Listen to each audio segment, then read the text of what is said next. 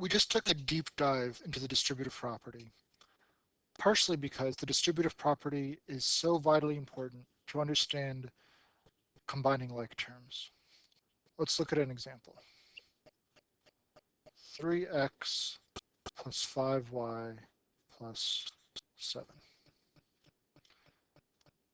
3x means x plus x plus x plus 5y. There's 1, 2, 3, 4, 5 y's plus a single 7.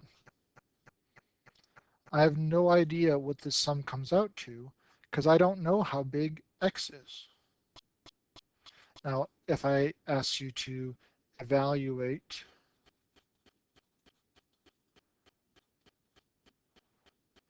knowing that x is 10 and y equals 9, now we can get somewhere. I have 10 plus 10 plus 10 plus 9 plus 9 plus 9 plus 9 plus 9 plus 7. Well, I could go 10, 20, 30, 39. 39 plus 9 is 48. 48 plus 9 is 57. 50. That's kind of tedious. Adding 9 isn't the easiest thing in the world to do in your head. That's why I memorize our times tables. If I have 3x and I write x is 10 and 5y and I know y is 9,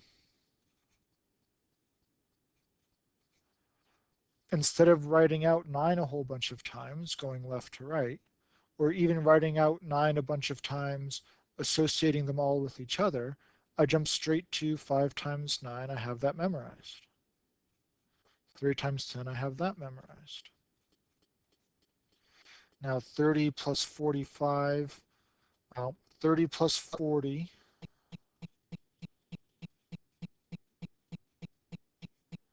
that's 70. And 5 plus 7, that's 12, 70, 82. Right? That's what we do when we do 30, 45, and 7 being added up. 7 plus 5 is 12. 4, 5, 6, 7. 7 tens is 70, plus one more, 8 tens is 80. There's 82. Right? I don't have to write it out that way. I don't have to write it out this way. Whether I'm doing it in my head or on paper, the arithmetic way, or on paper in a slightly more um, theoretical way, I'm really doing the same thing to get 82. Now, what does this have to do with combining like terms? Well, what if these were both x? Instead of 3x plus 5y, I had 3x plus 5x.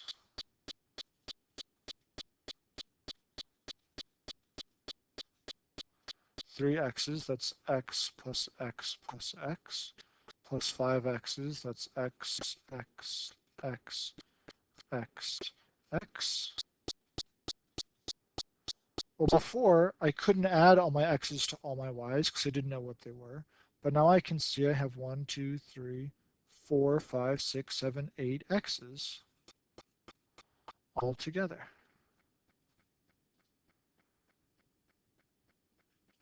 I don't want to have to write this out all the time when I have 37x plus 2/19 x. I need some quick way to get from here to there.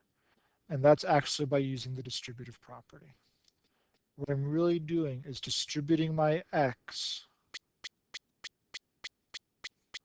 over the 3 and the 5 to get 3x plus 5x, right? Both of these are being multiplied by x. 5 plus 3 is 8. That's where my 8x comes from. And then that 7 has nothing to do with it. He's just minding his own business as a separate term. This distributive property in reverse of going from two terms that both include multiplication with the same factor to a product where that common factor is then separated out from the two terms so that those two terms can be added. Well, even if we can't add them, this process is called factoring. Let me make that skinnier so you can actually read it.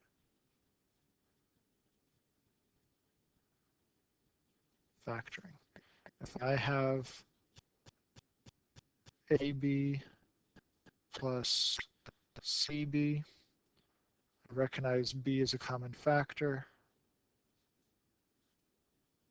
A plus C. If I have 3x plus 5x, I recognize x as a common factor, 3 plus 5. And that's useful in this case because I know what 3 plus 5 is. 3x's plus 5x's is 8x's. 3 anything plus 5 of that same thing is 8 of those things. Right? 30 plus 50 is 80. 300 plus 500 is 800. I'm using the distributive property in reverse to factor out the x. That leaves me with just numbers with no variables. I can do the addition, and I'm done. Of course, the same thing works for subtraction. 3x minus 5x, I can factor out the x. 3 minus 5 is negative 2. Negative 2 times x, negative 2x. Okay. Where that doesn't work is if I don't have the same variable. 3 times x is 3x, but 5 times x is not 5y. If I try to put both variables out here, 3 times xy is 3xy, not 3x. Doesn't work out. Same thing if I have 3x plus 5x squared. 3x means x plus x plus x. 5x squared means x squared plus x squared plus x squared plus x squared plus x squared. Pick any number for me other than 1 or 0. X and x squared are not going to give you the same value. If x is 2, 2 is not the same as 4. If x is 10, 10 is not the same as 100. Right? I don't have, if we have 30 plus 500, that doesn't give you 80, it doesn't give you 800, it gives you 530. Not like terms, right? Here's 3 times 10, here's 5 times 10 squared, 5 times 100. In order for them to be like terms, 3 times x is 3x, 5 times x is 5x, I want 5x squared. 5x times x is 5x squared. In order for them to be like terms, these need to both be numbers. 5x is not a number. It's a product of a number and a variable. I don't know what 3 plus 5x is.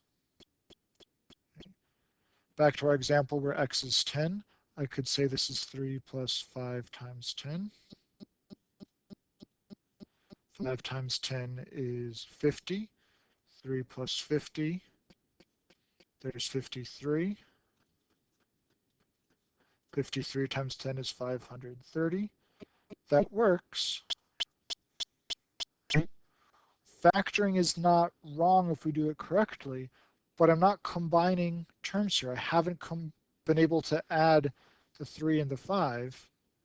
I can only proceed if I can do the multiplication and then the addition, which I could have done without factoring anyways. All right, so to combine like terms, let's write this formally. To combine like terms,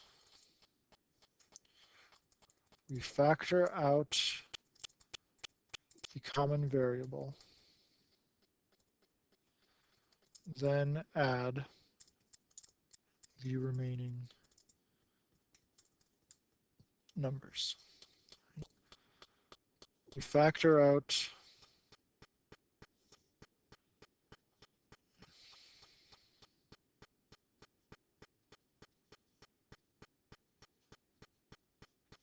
2 plus 7 minus 9. Factor out the p. 2 plus 7 is 9. 9 minus 9 is 0. I kind of picked these numbers at random. Maybe it was a subconscious choice. And get 0. Doesn't matter what value p has. If I've got 2 p's and then 7 more p's,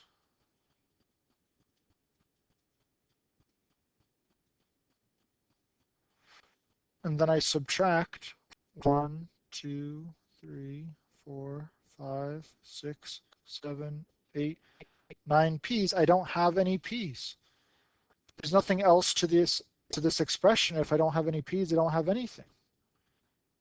So I'm done. Right? Combining like terms doesn't necessarily lead you to 3x or 2p or 1p.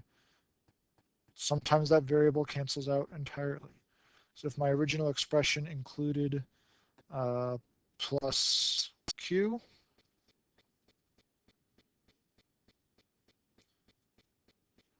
zero is the additive identity, 0 plus q is q. And p disappeared, but q stuck around because I didn't add and subtract the same number of q's. So combining like terms, we need to have the same variable, different variable, doesn't get combined, with the same exponent, because as soon as we start squaring or cubing or anything else, even if I haven't written a new letter, I have changed the value of that factor within the term. Factor out that single variable. Then I have just numbers. I can perform the addition or subtraction. And then I'm done.